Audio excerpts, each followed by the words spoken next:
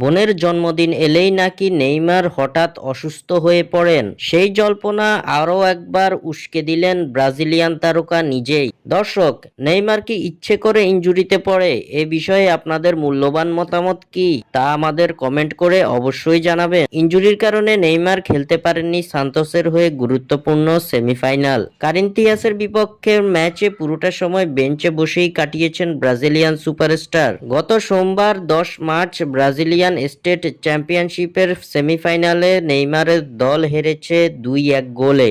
এই ম্যাচে নেইমারের না খেলাকে কিছুটা আর চোখেই দেখছেন ভক্তরা, কেননা 11 মার্চ নেইমারের বোন রাফায়েলা সান্তোসের জন্মদিন। তাই দুয়ে দুয়ে 4 মেলাচ্ছেন ভক্তরা, কারণ বোনের জন্মদিন আসলেই নাকি ইনজুরিতে পড়েন নেইমার জুনিয়র। এর আগে বার্সেলোনা বা পিএসজিতে থাকতেও একই রকম ঘটনা ঘটেছিল।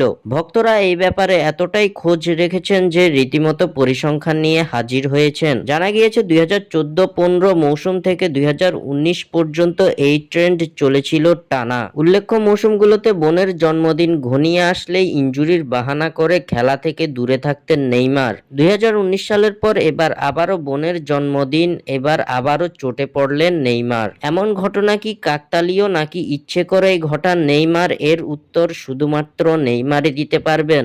স্বাক্ষর থেকে সাদবিন ইসলাম।